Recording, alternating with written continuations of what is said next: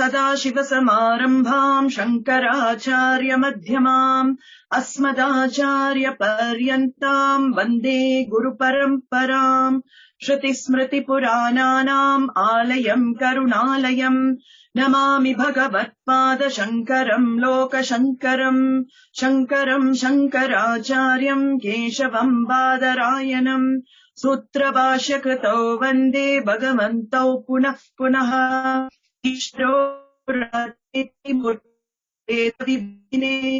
व्योमवत् व्याप्तदेहाय दक्षिणामूर्तये नमः। ॐ सहना भवतु सहनौ भुनक्तु सह वीर्यम् करवावहै तेजस्विनावधीतमस्तु मा विद्विषावहै। ॐ शान्ति शान्ति शान्तिः। गुरुर्ब्रह्मा गुरुर्विष्णुः गुरुर्देवो महेश्वरः गुरुः साक्षात् परम् ब्रह्म तस्मै श्रीगुरवे नमः। ॐ गं गणपतये नमः। ॐ गं गणपतये नमः। ॐ गं गणपतये नमः। रूपम् दृश्यम् लोचनम् दृक् तद्दृश्यम् दृक्तु मानसम् दृश्यादिवृत्तयः साक्षी दृगेव न तु दृश्यते. So we were seeing how things become chetana, how things become sentient, what we term as sentience. How does the Shastra, especially in this text, how is the idea of sentience brought in? What determines an insentient thing from a sentient thing? And we saw that it is only one factor that is given in the Shastra that determines whether a thing becomes sentient, alive, or insentient, jadam, inert. So, as though inert. Everything has consciousness, but what brings something to life? So we saw that there is a sukshma shariram in something which has a subtle body.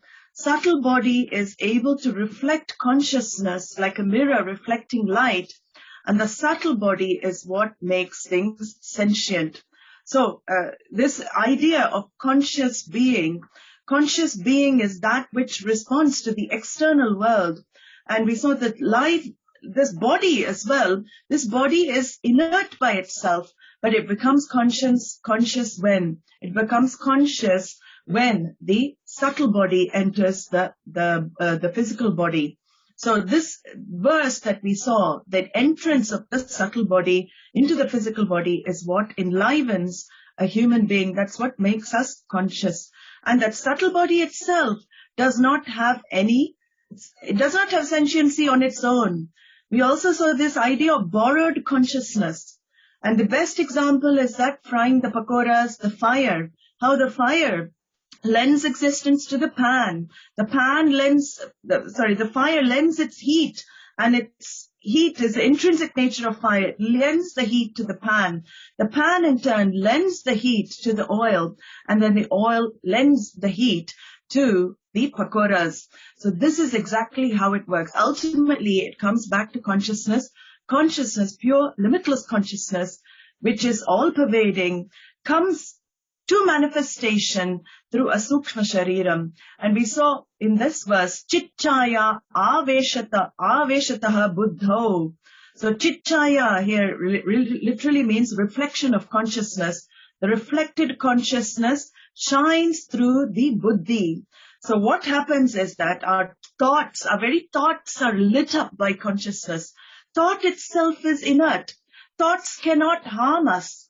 There is nothing. They have no life on their own. What brings existence to our very thinking faculty? It is, again, consciousness lends existence to the thought like a torchlight lighting up the dark areas in any room. It is just like that. Consciousness, the light of consciousness lighting up one thought after another in the mind.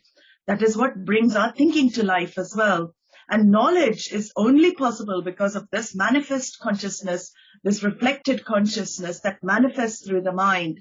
So sentience, this idea of sentience is manifest consciousness.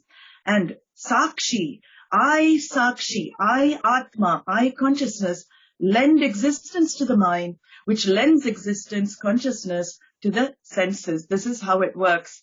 So very, very important idea, this idea of sentiency, because there was a question asked as well. When does the Sukshma Sharira enter a jiva? So please do go back and look at that Garbha Upanishad. How amazing that, thousands and thousands of years ago, without a microscope, the whole process is described in an Upanishad. How the fetus grows, how it develops, everything is described. It is really amazing. And when the Sukshma enters, we have a special function as well. So the Sukshma entry is when the Prarabdha actually starts. Because when does the karma start? The karma doesn't start as long as the Sukshma doesn't enter. The physical body is also because of karma. The physical body is created because of karmas, a set of karmas that have come together from past lives that make the body that you have now. And the Sukshma Sharira also is a product of past life karmas as well. So the quality and the quality of your subtle body is determined by your karma from past life as well. Some Sukshmas can reflect more consciousness. Some need a little more cleaning. That is why we say Karma Yoga is the best Sukshma Sharira cleaner. What cleans the mirror of the mind? What purifies the mind so consciousness can manifest fully at its fullest? It is living the life of Karma Yoga. That is where Bhagavad Gita practices come into the picture. The way of purification is the one of offering all the work to the Lord and receiving anything that comes in life as prasadam and neutralizing thereby my raga and dvesha, my likes and dislikes in life. And that is where I get this samatva buddhi, this sameness of mind, which is very, very necessary for spiritual life to take actually hold in a person as well. So he says in this verse, avesha, this entry, it's an as-though entry. It is like the image entering a mirror. The image doesn't really enter a mirror, does it? Because if you put light in front of mirror and the mirror is standing opposite the light, it will definitely reflect the light. It is not an entry. So any reflecting medium will reflect that object that is to be reflected. In the same way, as soon as Sukshma comes into being, consciousness gets reflected. Consciousness becomes manifest. As though, he says, like avesha, as an image entering the mirror. And he says here, bhanam distu dvivida stita.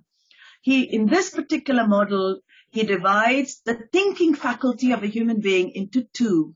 We have seen the 4-division model, as we saw last time, just to reiterate, because it's important to understand the 4 types of thoughts that a human being has, which is manaha, the emotional or the desiring faculty of a human being, manaha aspect of thinking. Then you have the buddhi aspect of thinking, the intellect, which is the decisive factor, the one that says definite, the doubt clearing factor. That thought of definiteness is called intellect. That is the second type of thought form we have in our life. And the third type is chittam, memories. A lot of memories are based, our life is also based on what memories are from past as well. So chittam becomes the third aspect. And of course, ahankara, which is the I sense, the I notion. But in this particular text, which is very brilliantly done, he divides the mind, the thinking faculty, called what we call mind, into 2 thought forms. 2 thought forms. Eka hankritir anyasyat. So the first thought form is all the thoughts, which is the memory, the buddhi, and the manaha. All the thoughts are put in one section on one side, and he very cleverly isolates the ego, because here is where we have the problem. It is the I sense, the ego, that creates all the problems for us in life. That is the ego that has to be educated. That is the ego that has to discover its source and ultimately discover itself as being false. That individuality that we take ourselves to be, that highly subjective individual, is actually negated finally, ultimately. and the sense of doership which ahankara has. So this ego sense of I is called ahankara in Sanskrit. Ahankara literally means ahankarta, I am the doer. Aham is I, karta is doer. So even the thought form is called ahankara, means aham karta, I am the doer, I am the doer.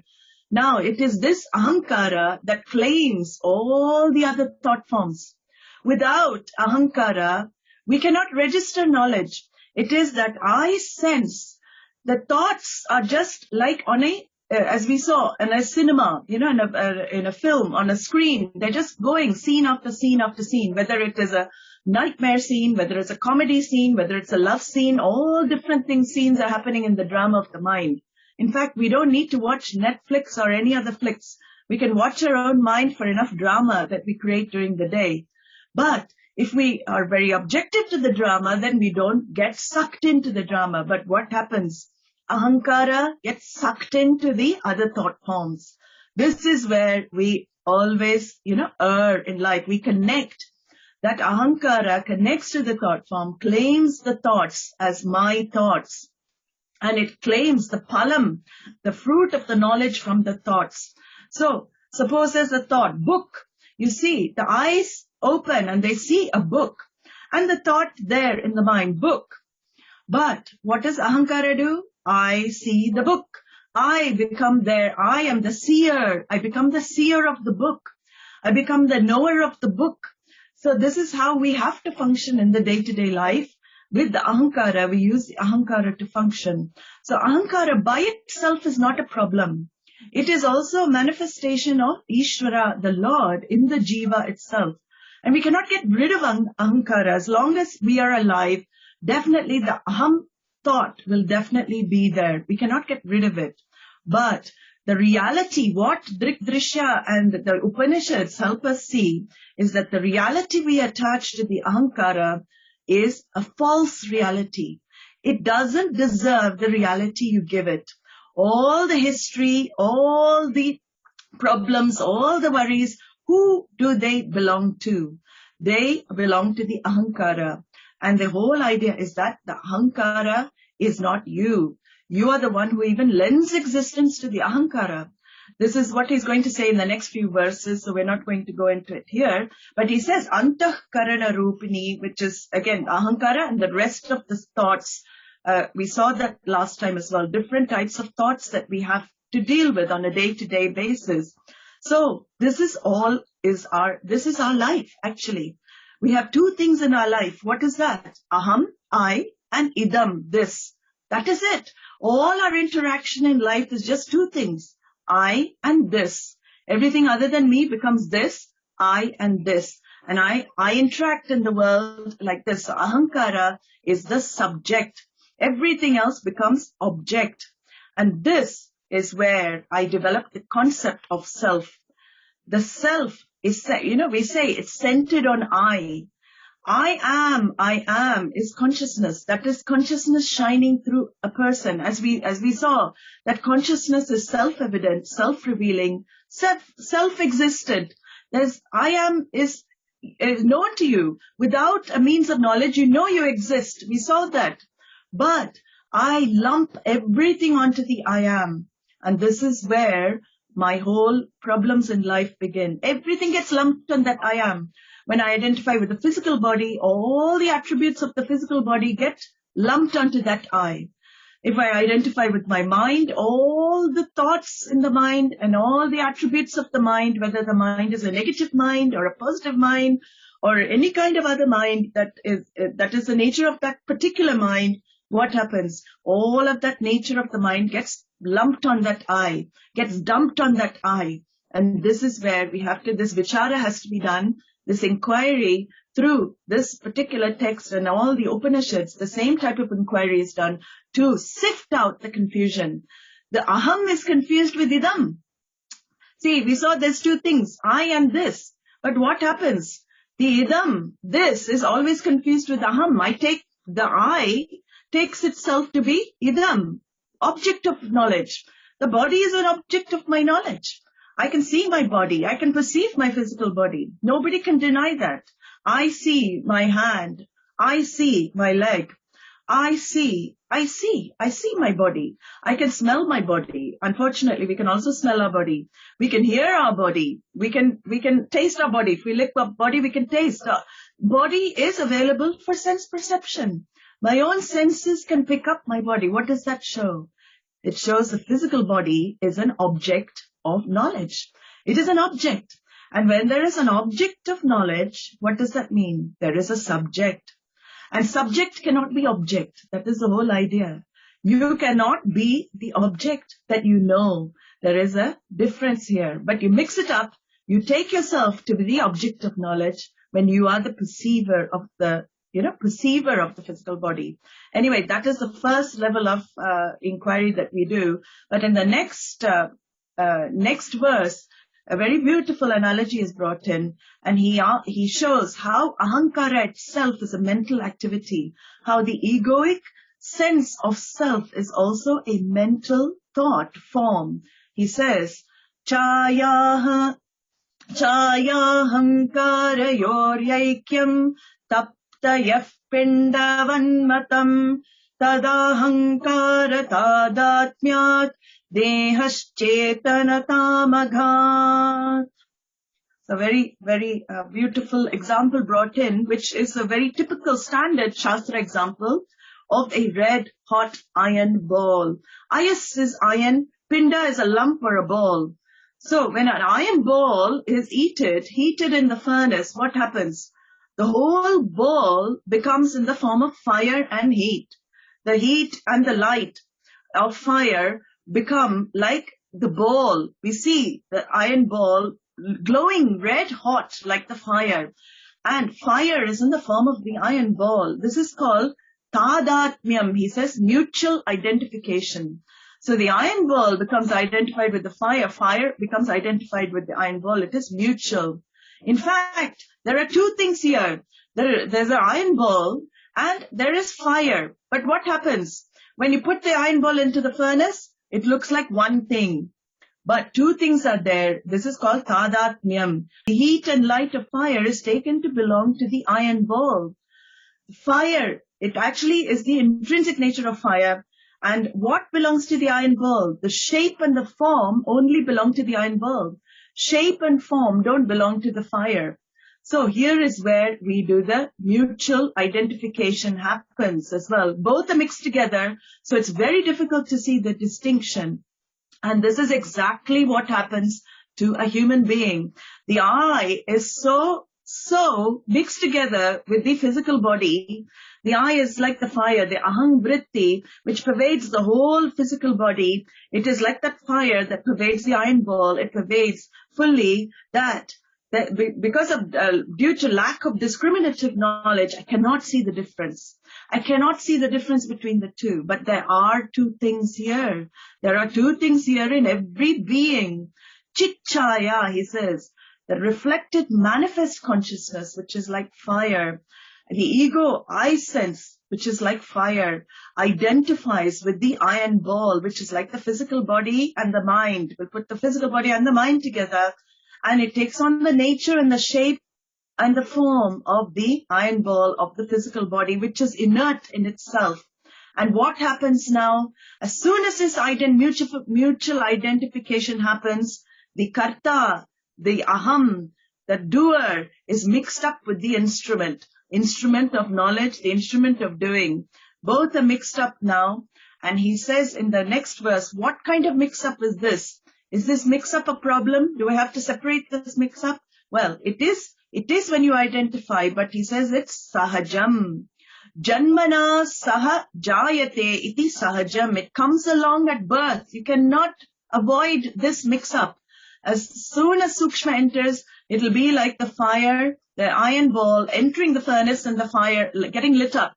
So this comes along at birth. It is natural, but it is also a mistake. It is natural, but it is a mistake. The iron is taken to be hot and the body is taken to be conscious. And the questions we ask here is, does the fire really belong to the iron ball? Number one question, does the fire really belong to the iron ball? Does the shape and the form of the iron ball belong to fire? No, they don't.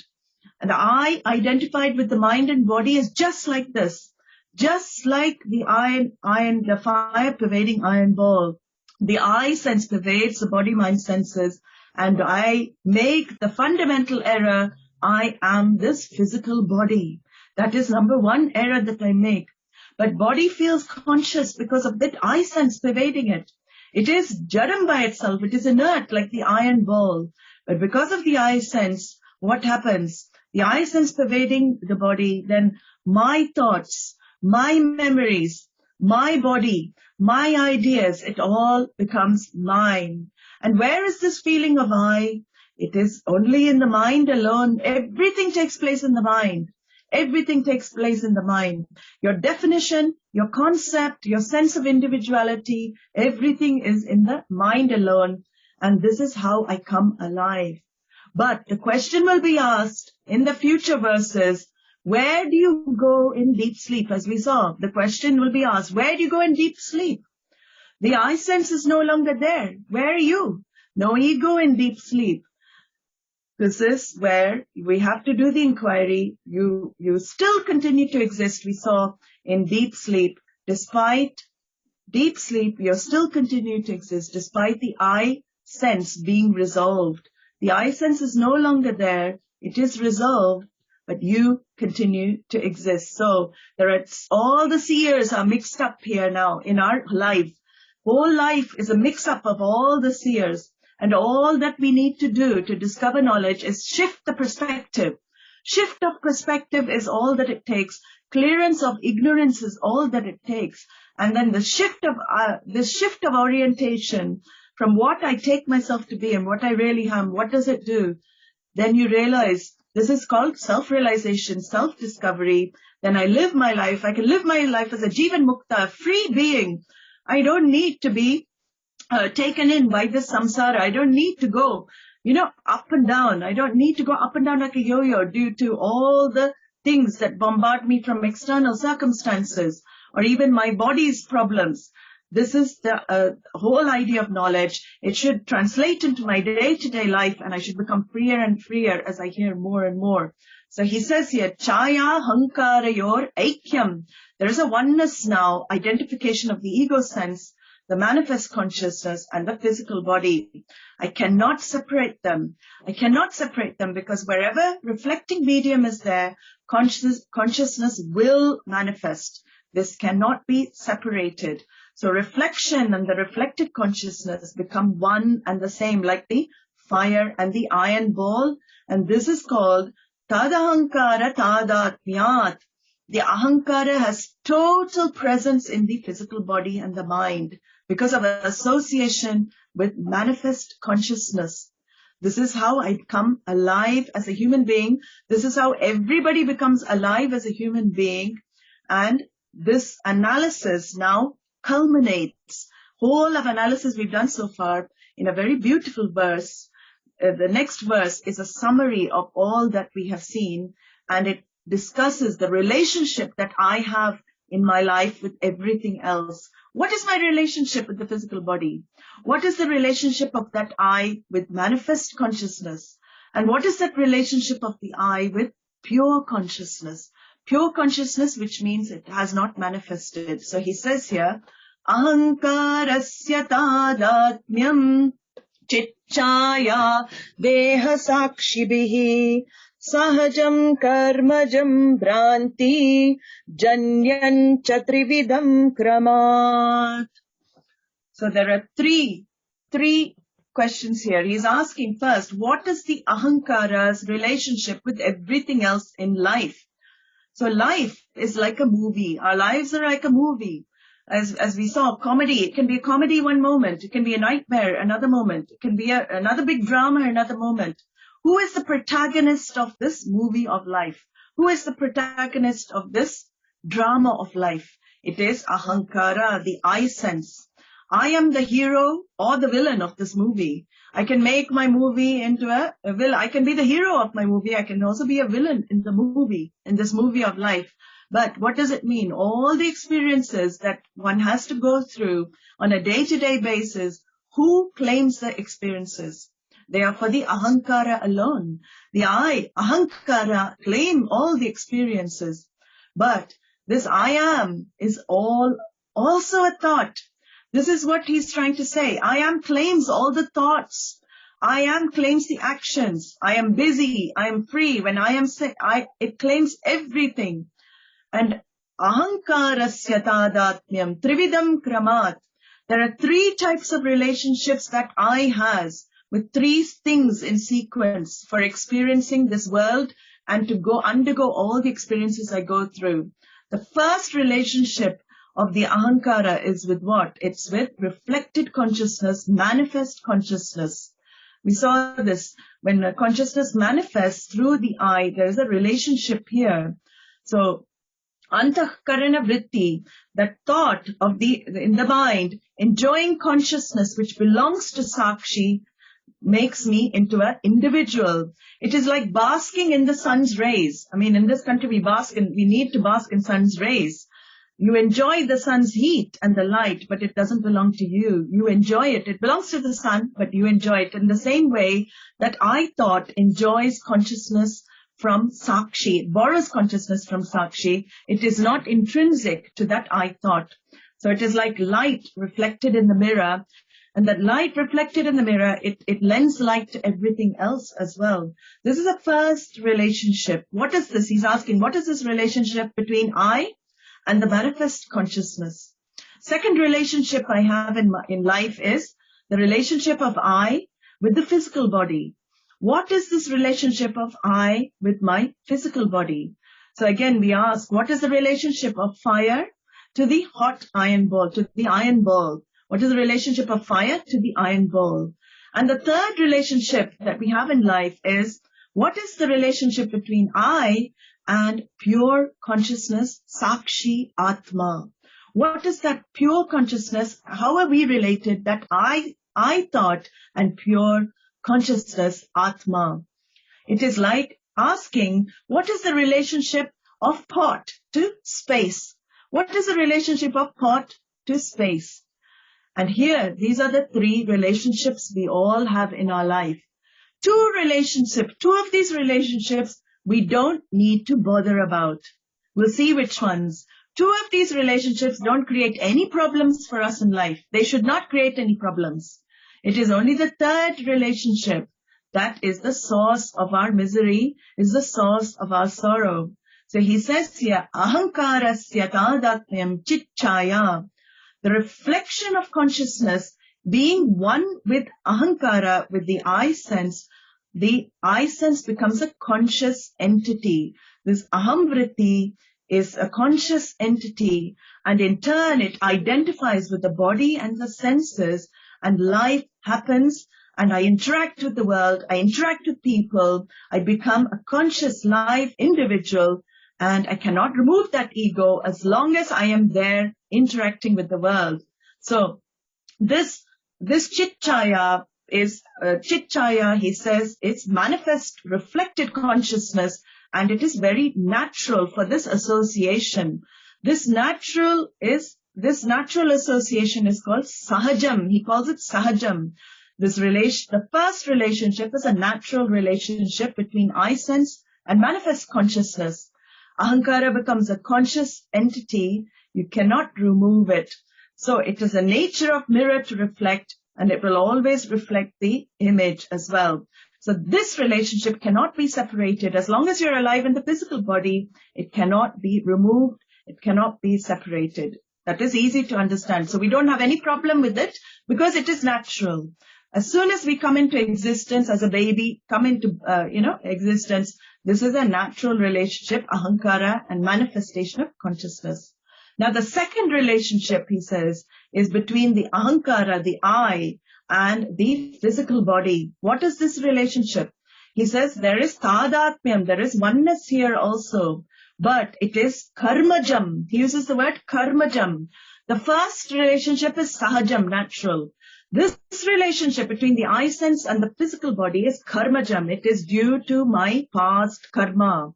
This I and the physical body is connected due to karma alone. Because why did not my eye connect to another physical body? Why this particular physical body I'm connected to? That is why he says karma jam. The body becomes conscious due to ahankara identifying with this physical body. And this relationship is also not an issue. Why not? Because I cannot change my karma. It is not in my hands. I did not choose this body. I did not choose the parentage. I did not choose many things in my life. It is karma jam. It is also, in a way, natural. I cannot change these relationships. So this relationship also should not create a problem for me.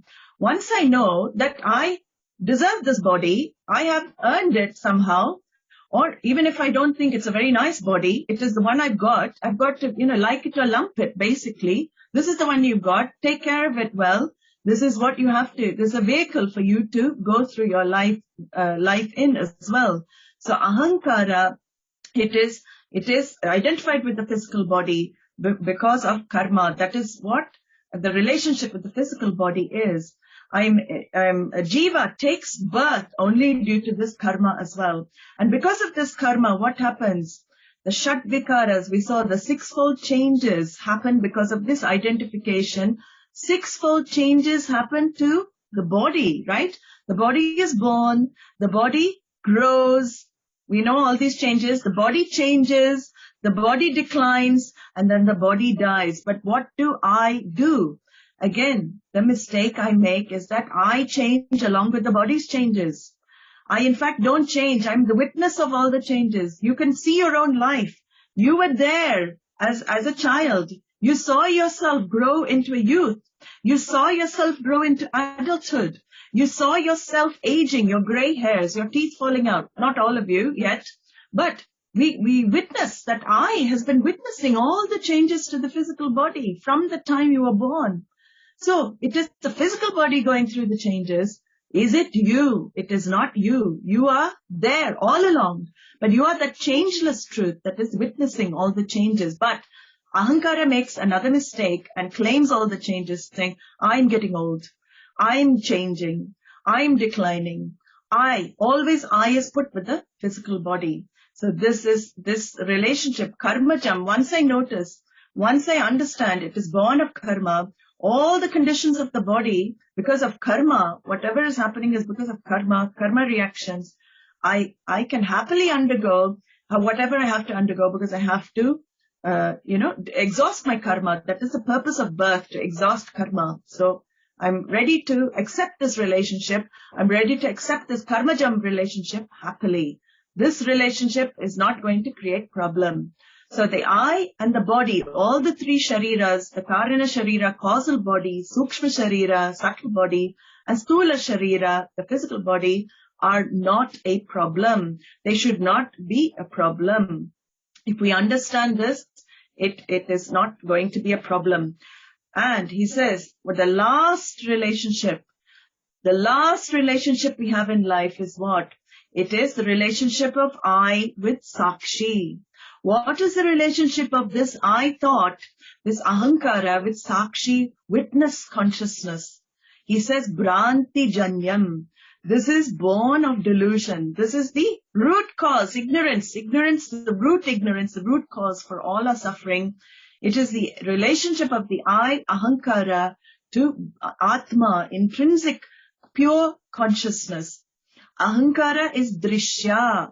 The eye sense is seen. The eye sense is drishya, but it is taken to be drik. It is taken to be the seer. And that is why he says that is Bhranti Janyam. It is a delusion. It is a deluded relationship. In fact, there is no relationship. There is in fact no relationship. There cannot be any relationship because it is a different order of reality. How can space be related to pot? How can light be related to everything that takes place in light? Can light have a relation with the objects that exist within light? Can light have a relationship with what is happening in light? Light is a different order of reality. Space, just like space is a different order of reality. Can it have a relationship with pot? No, it's an unholy combination. Space cannot relate to pot. It's a different order of reality. One is formless, one is form, right? So, how the idea, it is Bhranti Janyam, it is born of delusion, because we take this relationship to be real. So that identification space somehow, because due to Bhranti, due to delusion, identifies with the pot, identifies with all the modifications of the pot, and that is where you make the biggest error in life as well. How can the quality of the image of the sun reflecting in dirty water touch the real sun? Can the quality of the image of the sun touch the sun? Whether the sun shines on dirty gutter water or it shines on beautiful, clear Ganga. Some areas of Ganga are beautiful and clear, by the way. So that whether it shines on the Ganges or whether it shines on gutter water, can the quality of the image touch the original? That is the question we are asking. It is like saying you have a dream you have a dream. You go to bed at night, you have a dream, and you dream of your dream house. You see the house, you have a wonderful, all of it, you design it yourself, all designed in the dream, and it's all built in the dream, and everything you wanted, it's really a dream house within a dream. So within your dream, you build your dream house. Now when you wake up, can you buy that house in the waking state? You cannot buy your dream house that you dreamt of in the waking state. Why? It's a different order of reality. This is exactly what he's saying here. There is no relationship. Sakshi, Atma and the I, different order of reality. Very difficult to accept this. Very, very subtle, actually. So it is really like watching a movie. You are witnessing. Everything is happening. You're witnessing as you're witnessing a movie. That is what, Shastra says. You, Sakshi, if you understand your Sakshi, consciousness, Atma, you have absolutely zero connection with the mind at all. It is only due to ignorance you connect with the thoughts and take the thoughts to be real. And only knowledge can clear this delusion. Only knowledge can clear this. So knowing this, that it is a no relationship, there is absolutely no connection, why to constantly worry over the conditions of the mind? The conditions of the mind belong to the conditions of the mind. The conditions of the mind belong to the mind alone. They don't belong to Sakshi. Sakshi cannot be touched by the image that's reflected there. So don't make the mental conditions that are there your conditions. Why become a slave to the thoughts? The thoughts cannot affect you as they are. You can always, if you have very disturbing thoughts, you can always think of this, that your space, pot, whatever is happening to the pot cannot touch space. Space is totally free from any effect of what is happening to the pot. So a little vichara, you can avoid becoming a slave to your mind and your patterns of thinking. A little vichara, a little discriminative analysis will free you, and you will start seeing, I am not really that I take myself to be. Adi Shankara, in a very beautiful, maybe we can learn it, a shloka. It's called Nirvana Shatkam. And he starts it, Mano buddhya hankara chitta ninaham. I am not the mind. I'm not the intellect. I'm not my memories. I'm not even that I sense. And then he negates everything that you're not. And the last line, he says, Shivoham, Shivoham. I am that pure, limitless consciousness that is untouched by anything external that is happening, all the changes that is happening. So the reality is what? I don't become free. What do we say? I am free. I become free. No, you don't become free. What we should be saying is that you, Sakshi, becomes free from the I. That is the way we have to see it. The I doesn't become free.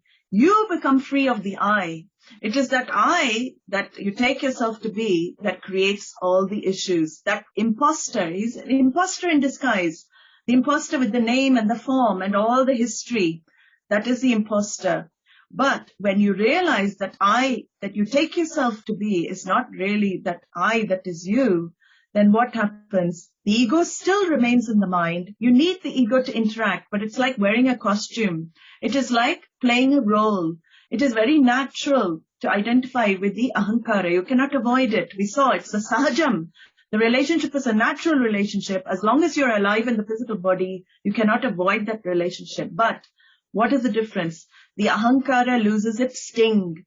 The scorpion's poison is taken out, it loses its sting, it cannot hurt you anymore, it cannot take you for a ride anymore, it cannot create sorrow for you anymore. And that is called self-discovery. Jivan Mukta, that is a Jivan Mukta, the one who uses the ahankara to live in this world, and the one who does not let the ahankara use him. That is what's happening with ajnanis. People are ignorant. We let the ahankara use us. In fact, you are the master of the ahankara. And this relationship is born of error. It can only be corrected by knowledge. It can only be corrected by knowledge. And punah shravanam kuryat.